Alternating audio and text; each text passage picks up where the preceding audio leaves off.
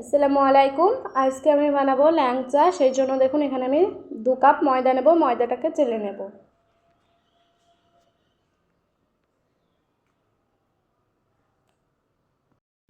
এখানে দিলাম 1 চিমটে লবণ আর দিলাম বেকিং পাউডার। এবার এগুলোকে খুব ভালো করে আমি মিশিয়ে নেব। এবার আমি এখানে দেব সাদা তেল 3 চামচ।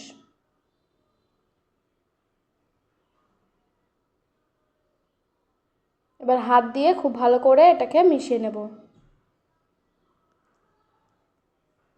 দেখুন এখানে আমি একটা কাড়া করে নিয়েছি। কাড়াটা হচ্ছে, তার মানে ভাবতে হবে এটা আমাদের হয়ে গেছে। এবার আমি অল্প অল্প জল দিয়ে এটাকে সেনে নেব।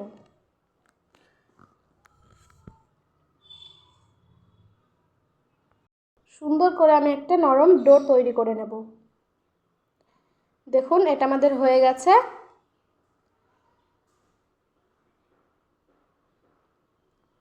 এটাকে আমি গোল করে বেলে নেব।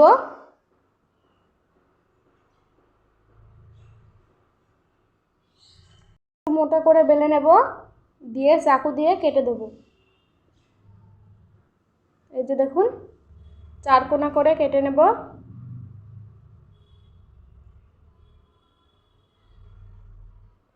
দিয়ে একটার ওপর আর একটাকে রেখে দেব।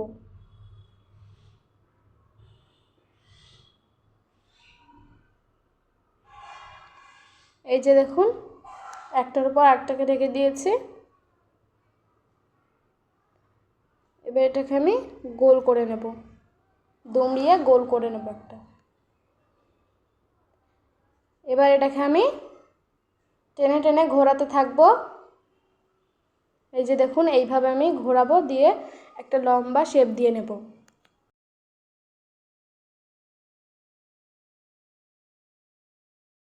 এখানে আমি সাইজ সাইজ করে কেটে নেব।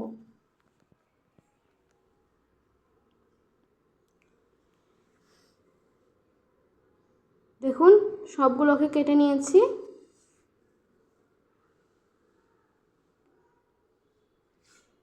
এবার হাতের সাহায্যে এটাকে গোল করে নেব, একটু লম্বা করে গোল করে নেব। এই যে দেখুন এরকম লম্বা শেপ দিয়ে নেব। দেখুন একটা আমাদের ল্যাংচা তৈরি হয়ে গেল। এইভাবে আমি সমস্ত ল্যাংচাগুলো তৈরি করে নেব।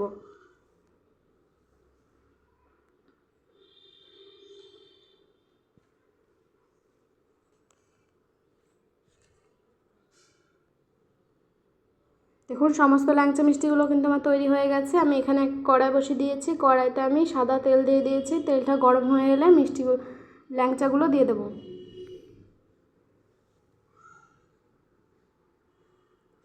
এগুলোকে আমি লাল লাল করে ভেজে নেব।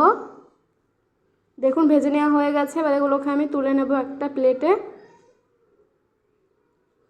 বাদবাকিগুলো আমি একইভাবে ভেজে নেব।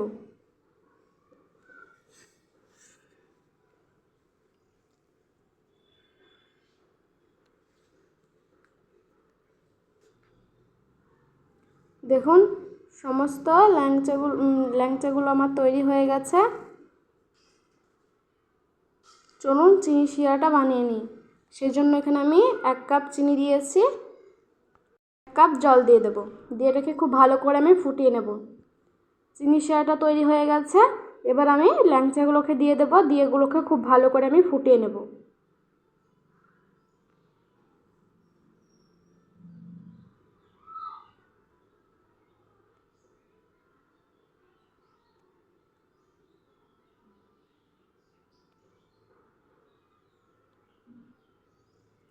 দেখুন দেখুন ল্যাংচা মিষ্টিগুলো তৈরি হয়ে গেছে। এবার এগুলোকে একটা প্লেটে তুলে নেব। এবার এটাকে ঠান্ডা হওয়ার জন্য আমি কিছুক্ষণ ঢাকা দিয়ে রেখে দেব।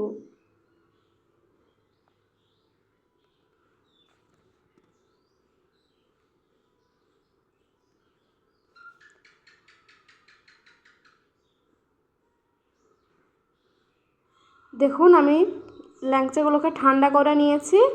কতটা সুন্দর লাগছে। এইভাবে যদি একবার ল্যাংচা বাড়িতে তৈরি করে ফেলেন তাহলে আর দোকানে যেতে হবে না। আমি আপনাদেরকে একটা ভেঙেও দেখাচ্ছি। দেখুন কতটা নরম হয়েছে। এইভাবে একবার হলেও